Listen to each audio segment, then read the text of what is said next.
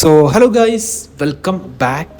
ഇന്നത്തെ വീഡിയോ ഒരു variety custom build formation review video ആണ്. ഒരു വെറൈറ്റി കിഡിലും കസ്റ്റം ബിൽഡ് ഫോർമേഷൻ വീഡിയോ ആണ്. എല്ലാവരും ട്രൈ ചെയ്ത് നോക്കുക. ഓൾമോസ്റ്റ് 95% ഇതിൽ നമ്മൾ വിൻ ചെയ്യാനുള്ള ചാൻസ് കൂടുതലാണ്. ഇതിൻ്റെ A to Z കാര്യം ഞാൻ പറഞ്ഞു തരാം. അപ്പോൾ എല്ലാവരും തന്നെ വീഡിയോ ഫുള്ളായിട്ട് കാണാൻ ശ്രമിക്കുക. വീഡിയോ നിങ്ങൾക്ക് ഇഷ്ടപ്പെടുകയാണെങ്കിൽ ജസ്റ്റ് ഒന്ന് ലൈക്ക് ചെയ്യുക, ഷെയർ ചെയ്യുക. പിന്നെ നമ്മുടെ ഈ ചാനൽ വരുന്ന എല്ലാ വീഡിയോസും ഈ ഫുട്ബോൾ റിലേറ്റഡ് ആയിട്ടുള്ള വീഡിയോസ് ആണ്. അപ്പോൾ നിങ്ങൾ ഈ ഫുട്ബോൾ കളിക്കുന്ന ഒരു യൂസർ ആണെങ്കിൽ do subscribe and like and share. പിന്നെ ഇൻസ്റ്റാഗ്രാമിൽ ഫോളോ ചെയ്യുക. നമ്മുടെ അപ്ഡേറ്റ്സ് നമ്മൾ അതിൽ അപ്ഡേറ്റ് ചെയ്യുന്നതായിരിക്കും. അപ്പോൾ എന്തായാലും നേരെ നമുക്ക് വീട്ടിൽ പോകും. Let's go the video guys. അപ്പോൾ എല്ലാ ഫോർമേഷനും ഉള്ള പോലെ ഇതിനും ഒരു നെഗറ്റീവ് സൈഡും പോസിറ്റീവ് സൈഡും ഉണ്ട്.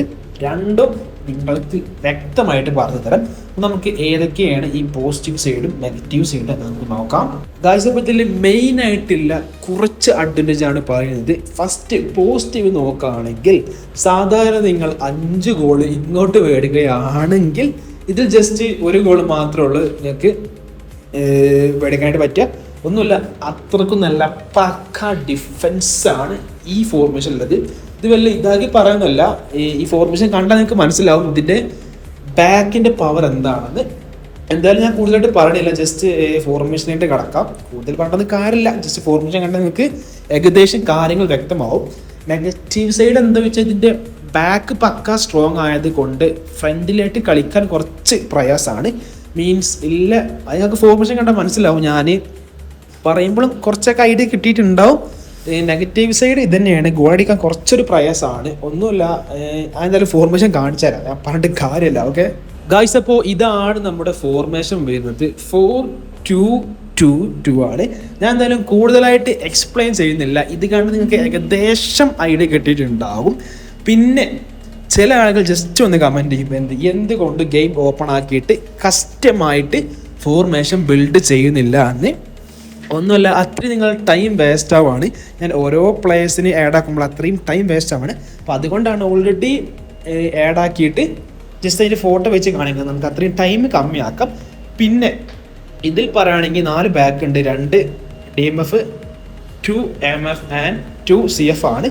നേരത്തെ പറഞ്ഞ പോലെ തന്നെ ബാക്ക് പക്ക പെർഫെക്റ്റ് ആണ്. ഒരു 90% ഇതിൽ നിങ്ങൾക്ക് വിൻ ചെയ്യാനായിട്ട് പറ്റും.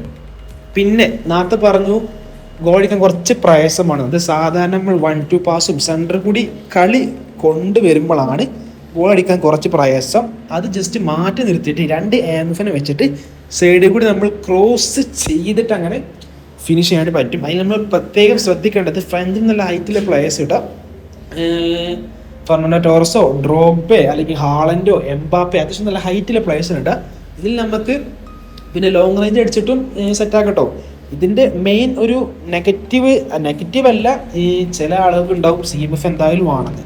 മീൻസ് ആ CMF വെച്ചാണ് അവർ കംപ്ലീറ്റ് മുമ്പിലോട്ടുള്ള പാസും അവർ ബിൽഡ് ചെയ്യുന്നത്. ഗൈസ്, ചെറിയൊരു സൗണ്ട് ഉണ്ട്, ഒന്നല്ല, ഒരു എയർക്രാഫ്റ്റ് പാസ് ചെയ്യുന്ന ഒരു സൗണ്ടാണ്. ATR ഉണ്ടല്ലോ, ചെറിയ ഫ്ലൈറ്റ്, അത് പാസ് ചെയ്യുന്ന. ഞാൻ സത്യം പറഞ്ഞാൽ വാഷ്റൂമിൽ നിന്നാണ് ഈ വോയിസ് റെക്കോർഡ് ചെയ്യുന്നത്. പിന്നെ എഡിറ്റിംഗ് ആപ്പിൽ ഇട്ട് ജസ്റ്റ് സൗണ്ടൊക്കെ എഡിറ്റ് ചെയ്ത് സെറ്റപ്പ് ആക്കലാണ്. അപ്പോൾ ഇതാണ് നമ്മുടെ ഫോർമേഷൻ വരുന്നത്. അപ്പോൾ ഞാൻ ഇതിനെക്കുറിച്ച് കൂടുതലായിട്ട് എക്സ്പ്ലെയിൻ ചെയ്യുന്നില്ല, ഇത് കണ്ട ഏകദേശം മനസ്സിലാവും. പിന്നെന്താ, ബാക്ക് പക്ക സ്ട്രോങ് ആണ്.